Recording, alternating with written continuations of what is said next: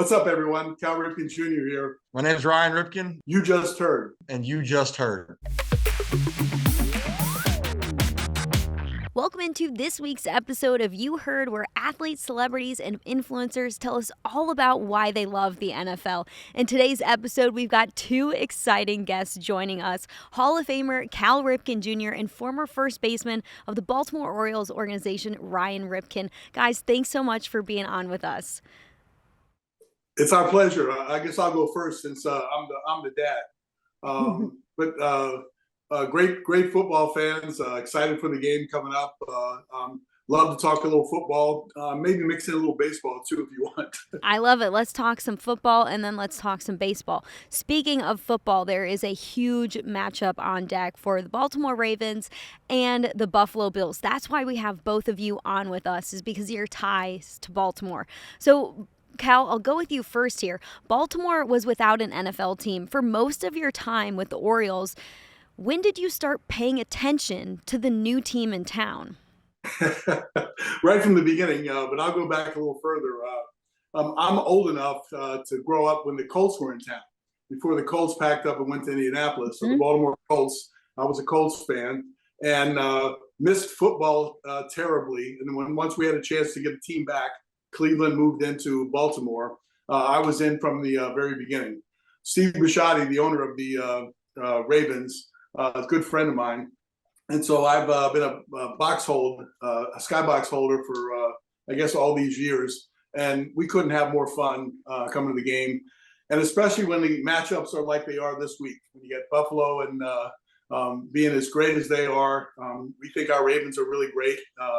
That makes it that much better because you find out truly who can perform in the clutch, who plays, when the pressure's on. And just like playoff baseball or when you play in the World Series, it's that kind of atmosphere for us, the fans.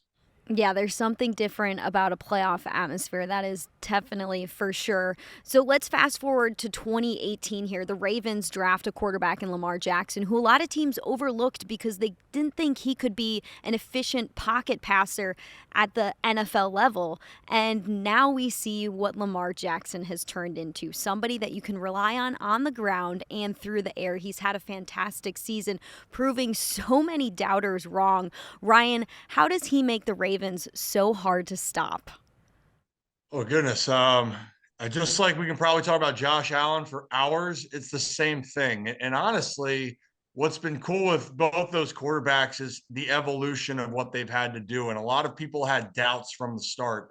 I remember, and my dad mentioned, we go to almost every game that we can. And from the beginning. So us watching a player that you could see right off the page. And when we look at baseball, like my dad would always use the phrase, you got to see if you belong. And the moment Lamar Jackson went on the field, despite all the doubts, you went, this guy belongs. He has all the talent. It's just, how do you continue to go in each and every year and get better and better and better? And that's what he's done. It's since that 2018 hopping in as a rookie to now, it's almost night and day. But from the beginning, it really started with his work ethic. And man, again, I'll be biased with this, but I think there's no one more electrifying, maybe other than Josh Allen, when you're sitting there and going, how the heck do you do this? As Ravens fans now, and Dad, I bet you can agree, I think all of us, we go, nothing surprises you anymore. Like, how did he get out of that? How did he make that play? Oh, no, that's just Lamar Jackson. So that's what's his work ethic and just his God-given ability continues to grow, it seems, by the year. So I can add to that if you want, real quick. Yeah. Lamar is the kind of player, first you saw how fast he was, how electrifying he was, how he could run with the ball, and that was a great option. And then he went through a period where he was developing as a pocket passer. And so he has all these weapons now. Then you have Henry in the backfield. And so you add that weapon, and it just makes it more magical. But I will tell you, I'm in the box watching the game in the comfort of a nice air conditioning or heated environment. And Lamar would come out of the pocket. He'll get chased out of the pocket. He'll go, oh, no. Get rid of it. No, go. And then you go, yes, because he makes a play and throws the ball into the end zone. And you go, how in the world did he do that? But I don't know whether I'm used to it yet or not, Ryan, because I'm talking during the game and during the play. but he is that kind of player. Yeah, Jacksonville for me, Rachel and I, my sister, we went down to the game in Jacksonville last year. I think everyone saw that bit out there with a defensive player was like, how the heck did you get out of that? Like they yelled at him. We were watching that live. And that was like the last moment. I'm like, okay, I am not going to allow myself to be surprised by this man anymore because it's like a video game. And I think yeah, it's the emotions run high, but literally anything he's done, we've never seen before. And now I'm like, you know what? If I ever doubted you, Lamar, that you would not get out of a situation, my bad. I'm done doing that. So, Dad, if you want to keep doing that, I'm all set. I know what 8 does. I think if somebody just tuned into this interview right now and didn't hear you talking about Lamar, people would be wondering, are they talking about Lamar Jackson or Josh Allen? Because people have very similar reactions to both quarterbacks. And we hear it still from our head coach, Sean McDermott, after Josh Allen has an incredible play. He just had one last week against the Broncos in the wild card round. It was a 4th-and-1 play. And instead of just getting a first down, Josh Allen sits back in the pocket, waits for what seems like a minute for a play to develop, and darts a ball over to our running back in the back of the end zone, who like scoops it up and is able to score. And people were just thinking, how is this possible? And we heard from our coach, Sean McDermott, after, and he goes, those were one of the plays where I'm like, oh no, Josh, get rid of the ball. Yay, we scored. So similar to what you guys said, these two quarterbacks, it's like a roller coaster sometimes. And it's not a roller coaster of bad things happening. It's a roller coaster of what's going to happen. Oh my gosh, this happened. Ryan, when you think about those two quarterbacks, what makes this matchup on Sunday elite? Well, oh goodness. I mean, you could say both teams first and foremost, it starts like, the culture and the organization and, being in a locker room, growing up around, baseball and knowing the intricacies, right? Yes, there's individuals, obviously, but it's a team sport at the end of the day. So first off, I think both teams, Sean McDermott, you mentioned, John Harbaugh in Baltimore, the culture's set. And so these teams are finding ways to win. The second thing, then, it's the quarterbacks. I mean, Josh Allen and Lamar, and people can talk about the MVP race, and that's been talked about, I feel like, for months. And I sometimes want to sit back and be like, can we just take a moment to realize that we are watching two of the best having historic seasons? I mean, Josh, like you said, in the moments where you think he can't do anything or everything's kind of locked up, he's Superman. And Dad, we're big guys. We're what? I'm a little taller, by the way, just to throw that out there. But Josh is what? 6'5". And I'm looking at him and I'm seeing him run. And I go, if that guy decides to move, how do you bring him down? And then he has a cannon for an arm. He seems to make any play on the field. And that to you can just be so demoralizing, but that's what Lamar Jackson can do. So not only do you have two great teams, but you have these two quarterbacks that, I'll just say it, I think that it is by far the most exciting matchup. I'm going to be very stressed. Maddy, I'm going to be honest. I think I'm going to be very stressed watching this game, but it should be one heck of a game. When I think about it, is on paper you look at them, and then they proved it all the way through the season that they're the best teams, right? And so you're looking for that matchup, just like the playoffs in baseball.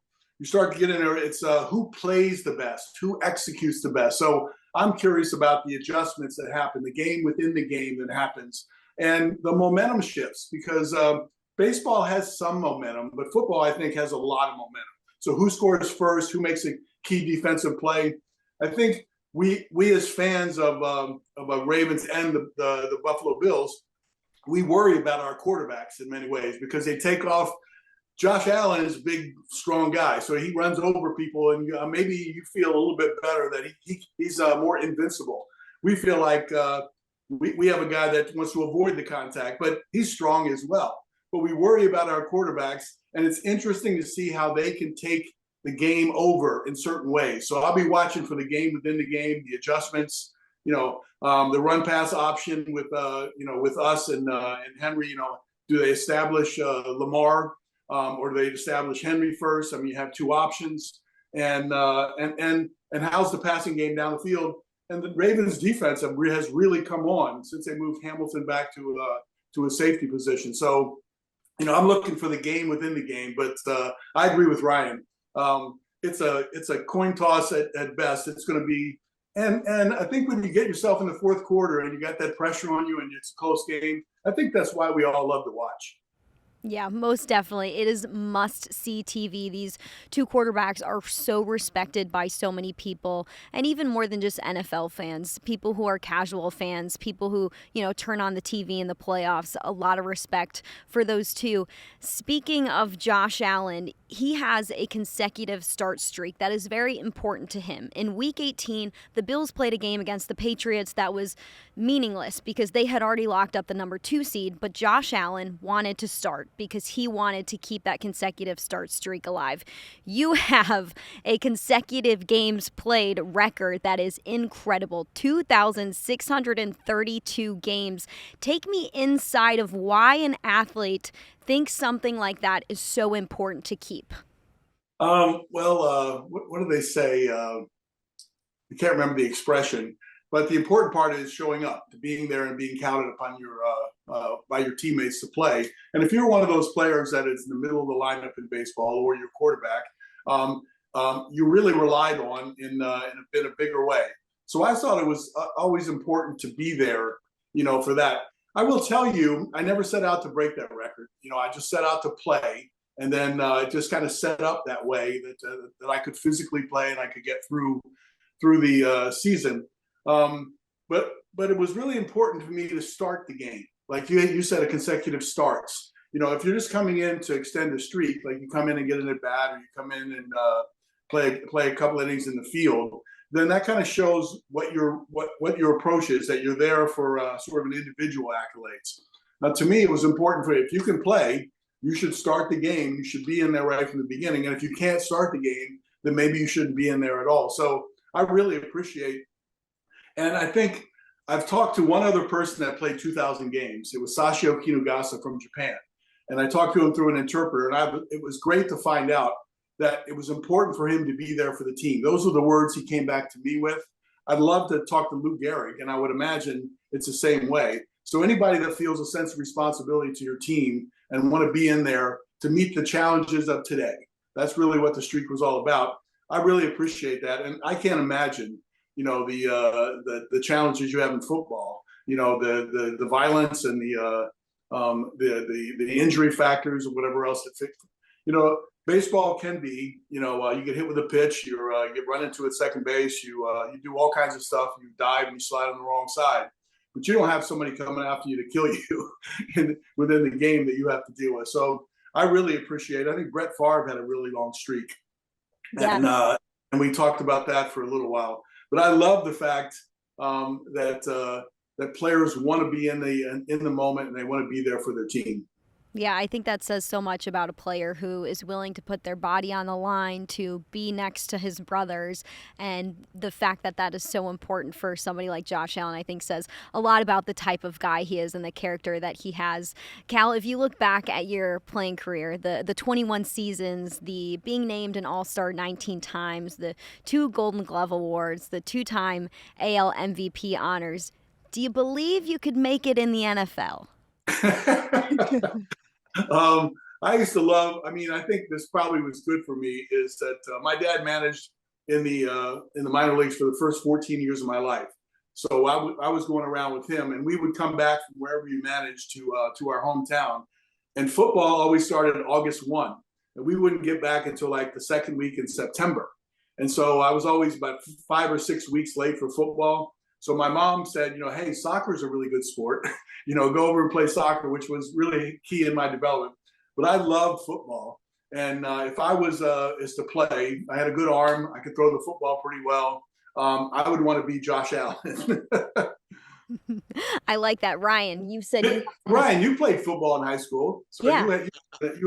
I did. I'll tell you what. I don't know if it would have been cut out for me. I think I took a couple hits sometimes. I remember I played quarterback and got the wind knocked out of me, and I was like, man, this is brutal. And I consider myself a pretty tough guy. But then as you get older, then you're sitting there and you're mentioning that, and I'm watching these hits on TV. I'm like, I don't know how I'd want to continue to bounce up from that, to be honest. Basketball is more of my sport with baseball, but I mean, football, I think for us, the cool thing too is, Maddie, like that's the one sport, Dad, you and I think, baseball, we can go down this rabbit hole of talking about things. I mean, Maddie, growing up for me, this was my life. It was my dad would be watching all these games on the TV, and I'd be coming down to get ice cream because, I'm a kid. Be like, hey, sit right here. And he has a notepad out there.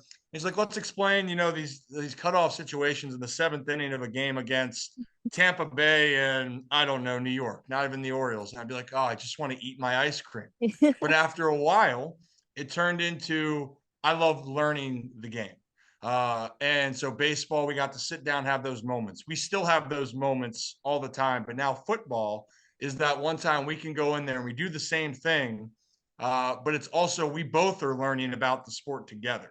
And I think we watch it, we know the game in and out, but as far as we'll have, Dad, I mean, think of all the other people that have come in, like Big Jonathan Ogden coming in, and we learn a whole different thing about maybe some of the ins and outs and maybe some of those stories that happen on the field. And that's why I think this football has been so special. And honestly, that's been as big as baseball has been a part of our life. Going and supporting and watching football has been almost there just along the time, at least from my early years. Yeah, so we're both very analytical, as you could tell, and it was a value in baseball for sure, and baseball lent itself to it. But that's one of the things that attracts us about football is that it is a game that you analyze, and it is a game. There is a cause and effect. If you run and they stop it, then what do you do as a result of that? And the different formations and the sophistication now with moving people in motion and the offenses, how the defenses catch up with that. So Ryan and I love getting into that, but that's what attracts us to sport in general, but football in particular. Yeah, analytics has really taken over the game of football. We saw it in baseball before, and now football has their own analytics department, and coaches are becoming more and more aware of the fact that, hey, analytics can change a lot and help us in a lot of ways. And there were some NFL coaches in the beginning of when this started that were way more welcoming to the fact of how can analytics help me. One of our former defensive coordinators, Leslie Frazier, who is an older defensive coordinator, was very accepting of analytics and wanted to know as much as possible as somebody who had played for the Bears in the 80s and became a defensive coordinator or coach. Then in the late 2020s is like, hey, give everything to me because I want to know how we can win this game. And I thought something like that is so cool to hear from somebody who's maybe an older coach, but is welcoming to the newer styles of the game. Yeah, for sure. I'll take this real quick, Ryan. I was analytical, and I wish that I played in this day and age so you can have all that information. And the key part about that is what information can work for you to make you a better player. Individually, playing shortstop, I was known for studying the hitters and kind of knowing where the ball was going to go, situational positioning, and those sorts of things. But that's all analytics. And the more data you have, the more ability it takes your brain to say, okay, I'll be in this position on this play. I'll be in that position on this play, or I'll manage this throw from the outfield in certain ways. But you're right. In baseball, there were a lot of the old school guys that didn't want to do that. They were thinking, well, we know what we're doing. You guys, the analytic guys, are over here. But then the analytics guys became the general managers in charge. And so if you didn't jump on board, you really didn't have a job. But I think there's a nice balance that's achieved between the craft of sport, the craft of football, or the craft of baseball, and the analytics. If you merge those two together, then you have something really special. And you're starting to see that more and more in baseball. And when you watch in football, the guys that figure that out, if that can use both, they're the better teams.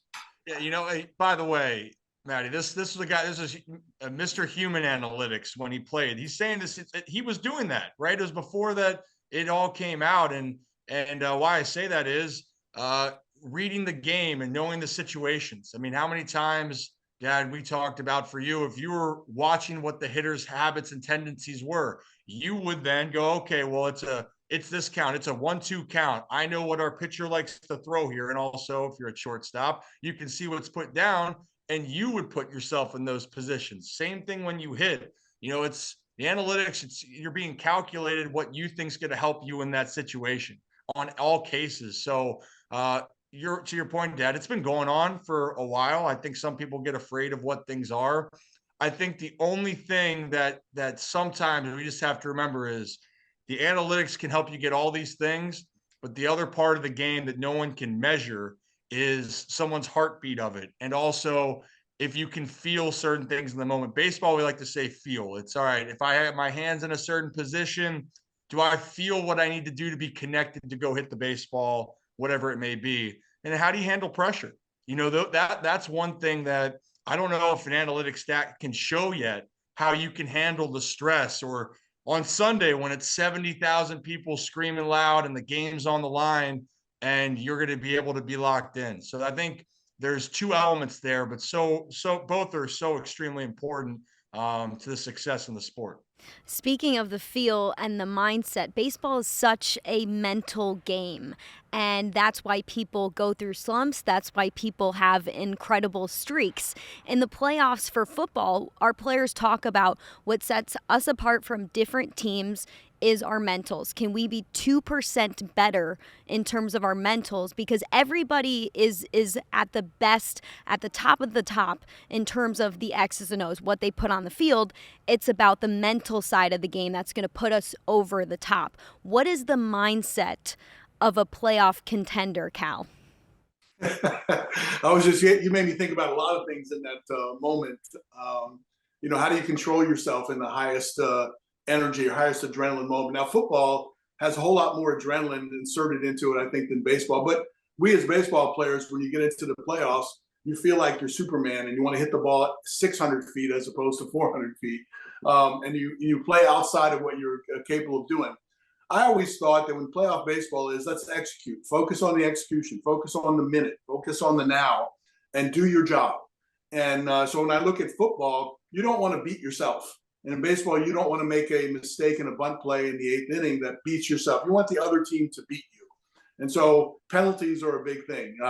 Football is that when you can't hear and it's all crazy and you want to make sure that you get off the line really quickly so you can do your job, you might get too hyped up. And when you get too hyped up, you make a mistake. And a key penalty at the wrong time can ruin a drive, or it can mess up your defense, at the same time. So to me, it's execution, focus on what your job is as part of the team. And don't try to play outside your job. You're already the greatest. You're already there. You're in the starting position. Play within yourself and execute. The team that executes the best usually wins in baseball and in football.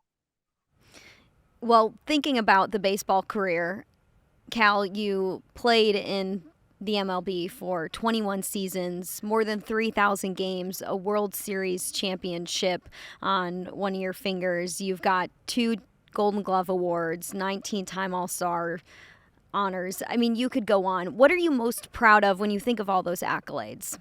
Well, I mean, there's an expression in baseball where you're referred to as a gamer, and all that means to me is that you're willing to meet the challenges of the day, no matter how hard it is. And so if people remember me as a gamer, someone that came to the ballpark to do their job and to win, I'm most proud of that. So I guess the streak is tied to that. It's an approach. I probably could have protected my numbers a little bit better, take some time off, when you're in a slump, and then try to get out of it that way. But I never thought the answers were in the bench or off the field. The answers are right in between the white lines. And so I always did that. So I'm most proud of. The only regret I have is that I didn't get the chance to play in the playoffs more, because the playoffs are the place to play. Winning a World Series, I do know what that feels like. I feel the ultimate one time, and there's a lot of players that play this game that never felt that. But I mean, God, I wish I could have played in the. We went through a number of rebuilding processes, and we were good at certain times in my career. But Derek Jeter was 14 straight years, or a bad year for Derek Jeter was losing in the first round of the playoffs. Not finishing last or losing those games. Chipper Jones, he was when he came up, he was on 14 straight division title champions, and that's why you play the game, is for those moments and those feelings that you come together as a team. And that's where we are right now in the football schedule. Well, I got to slip this one in there. All right, who has Billy's baseball card, the infamous one? Billy, did you get that? I mean, I said Billy. Ryan, did you get the Did Billy give that to you at one point? He passed him at his wedding, but that was long before you were born. That was very long before I was born. I know that there's some hanging around somewhere, and then they're trying to have a recreation with Jackson Holiday now wearing 7. They were trying to make it a different type of card, to say the least, but trying to reenact that with the number 7 and whatnot. But yeah, honestly, Dad, I love you, but that the most asked about thing nowadays for me is not like, how's your dad? It's how's your uncle? Do you have that card? Tell me about it. And I'm like, well, it's. So you know the story, right, Ryan? Oh yeah. If it was first taught out that it was a prank, or that somebody pulled a prank on Billy, they wrote that on the bat, and he went out there and put it up and did it. But the truth of the matter is, Billy had a relationship with his bat in different times. If it wasn't hitting, he would call it names sometimes, and he would also do that to find his bat faster when it was in a barrel. Like, all the bats are in there for the barrel, and you come by, and sometimes the numbers would look kind of deceiving. You couldn't find your number right away, but it was different. So he would come by and grab the bat and run out of the field. So in some ways, it serves him right that he actually got it. But he was terribly embarrassed by the whole situation, and it happened, and you got to live with it. I think it's kind of interesting that they're trying to recreate a play on words with Jackson, just from the collectible standpoint. But it was a hot collectible for a while, that's for sure.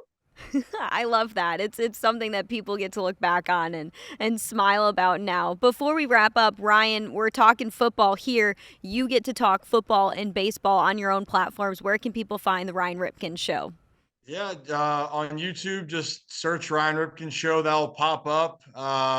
X, Instagram, all same thing at Ryan Ripken Show. And we're excited with football finishing up here, but I think there's a lot more in store on the baseball side.